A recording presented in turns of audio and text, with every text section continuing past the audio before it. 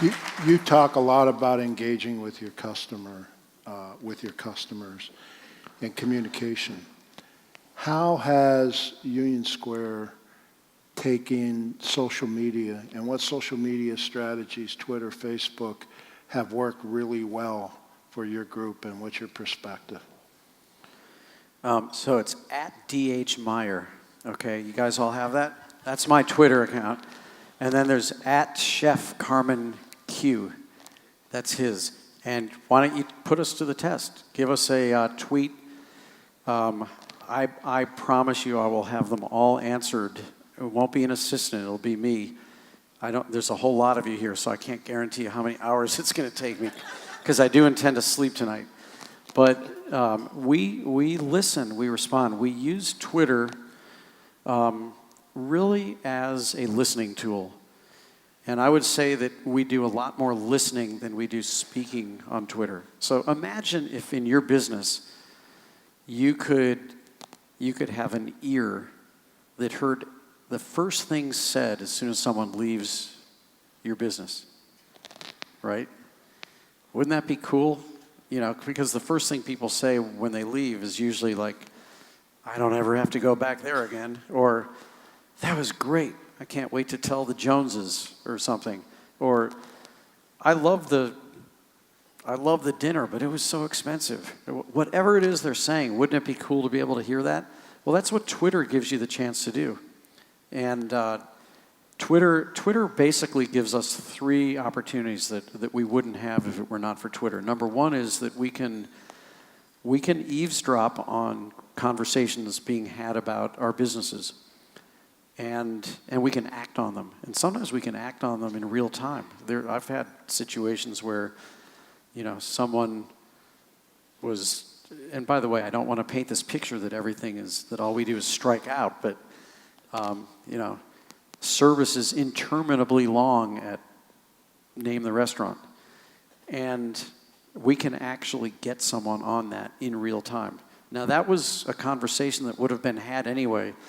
It's not my fault that human beings are now doing this through dinner, but if they're doing that and that gives me a chance to hear it, I'd rather know about it than not know about it. And obviously I can't be in all of our restaurants, but we have a system so that whichever one of us sees that gets it to the person who can take care of it. Many of the comments that we hear are incredibly positive. That gives us a chance to write thank you notes. That gives us a chance to have a dialogue with our guests. So that's one way we do it, and all you have to do is search your business, and you'll see there is stuff being said about it constantly. I like Twitter a lot more than I like Yelp, because on Yelp you can't really have a dialogue, and you don't really know who the people are.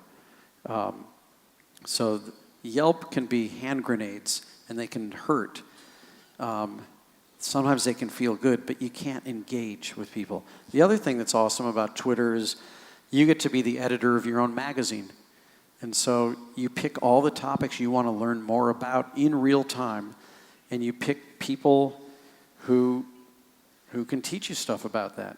But you get to make your own magazine with your own interests. It could be politics, sports, food, philanthropy,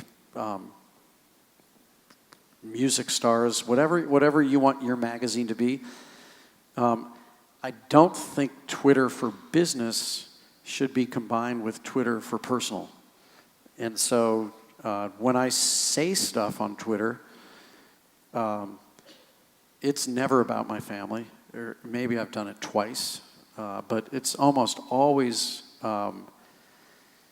things that I think are going to make people find our restaurants more interesting. If you're only promoting what you do, if all I ever did, like yesterday, I learned by listening, and I follow Union Square Cafe, big surprise, and I learned from Union Square Cafe that this is National Burger Week. I didn't know that. Did you know that, Carmen? Yep. And so Carmen posted a beautiful picture of Union Square Cafe's burger, which was the first burger we ever did. And it gave me a chance to retweet it to my followers and to say, here's where it all started, all you people that think that life started with Shake Shack. It all started with Union Square Cafe 29 years ago. If all I did, though, was to promote stuff that we did, and I didn't also say other things, like retweet other people's commentary, I don't think I would be taken very seriously. So finally what it does, and this is what I love the most, is that there are people who would like to ask me a question sometimes, or who want to tell me that they loved a dinner at this restaurant or that restaurant. I get a chance to say thank you. What a big invention that is. And if it weren't for Twitter, I wouldn't know about the good, the bad, the ugly, the Metza. I just wouldn't know about these things. And so now I get to know more, I get to learn more, I get to fix more. And I get to, the best of all is I get to throw lighter fluid on fires that I want to be bigger. So if someone's saying really good stuff out there, I can make that fire bigger. That leads to, and it was mentioned in the video, it leads to your philosophy of ABCD. Always be collecting dots. Can you talk about that? Because I just think that's so intriguing and makes so much sense. Yeah, I'm just an information junkie, and I think we all are to a certain degree. I think that it's impossible to be alive in the internet age and not kind of always want to go one step further and learn a little bit more about somebody. And I don't mean in a voyeuristic sense, because you're nosy, but what if you knew one more thing about somebody that you could make a connection to make an even richer, more memorable hospitality experience? And it's inexcusable in this day and age when so much is knowable to not move even further from that, you give me money, I give you food transaction. I think we should be ashamed of ourselves if that's the business we think we're in. That's just it's so not special. And so information, collecting dots and then connecting dots. One thing I love that's been going on at Union Square Cafe forever, we have a whole bunch of publishers in our neighborhood, and so there's always authors coming in.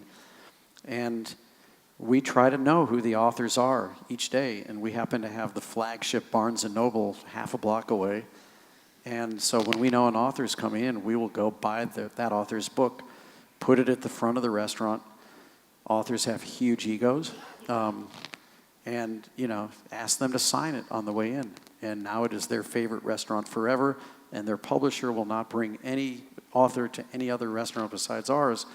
And it also is interesting for the rest of our guests to see, that someone special is eating in the restaurant.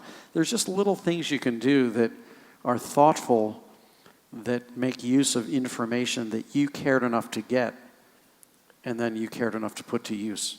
Give us some more examples, because it's just so intriguing. And you also use your POS system to assist in that, in getting information. Right. How do you go we about use OpenTable. I went on the board of OpenTable in the year 2000 when they were just kind of out of a garage. And I don't know if anyone here uses OpenTable, but it's a electronic reservation book that keeps a database of everybody who dines with us. We can see where they sat, who their favorite server is, when their birthday is, what their allergies are. We now have a system to tell us a whole lot more things, like what they ate, what they drank last time. We can share that information between our restaurants. We can know that somebody likes a bright table, somebody likes a dark table, someone only likes to sit in a corner. We can know when the last time somebody came in. We can figure out which of our restaurants are generating more repeat business than others, because we think that the worst thing that can happen in the restaurant business is what we call a foul experience, which is first and last. It's one thing to go to a theater, and most of us are not going to see a Broadway play more than once, but we need people to eat in our restaurants more than once. And so we've learned that the first experience is the most powerful, because we look at if the reverse engineering thing is, let's turn this person into a regular guest, which means at least 5 times a year. you won't even qualify unless you win the first round of the tournament, which is the first visit. And in the old days, the only way we knew it was your first visit is if you asked us where the bathroom was, right? But now we can tell that, and we think about, what do we want to do specially on your first visit? What do we want to do specially on your second visit? What do we want to do specially on your third visit? Without you knowing it, so that each time it just gets to be a little bit more special. And then by the time you come there 10 times, you run out of tricks. I look out and I see young culinarians, I see young chefs, people that are just starting their career. What words of wisdom do you have for them? What advice can you give?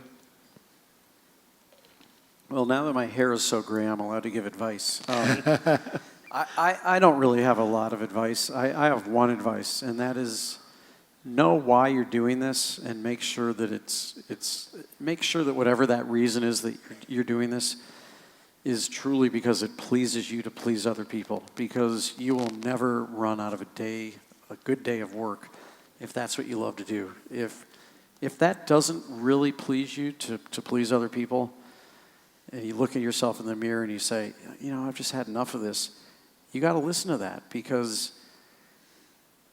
you're actually not only doing yourself a disservice and you're doing your whole business a disservice, but you're doing this whole industry a disservice, because we are counted on to provide hospitality. I think our industry is completely underrated. The amount of hardworking people who really bring it from their hearts every single day to their teams, to their communities, to their suppliers, to their guests. It's really a remarkable thing we do. We are, in many cases, the first place that people get a job in this country. We're the first people who teach accountability and being part of a team in a country that, no longer has an army with a draft system. We teach service. I'm not saying we put our hearts on the line for our country, but I do think we perform a really important thing. And it starts with you, and it starts with me, and it starts with, if I can't get joy from providing joy to other people, then it's time to quit. That would be my advice. You are such an inspiration. You really are. You really are.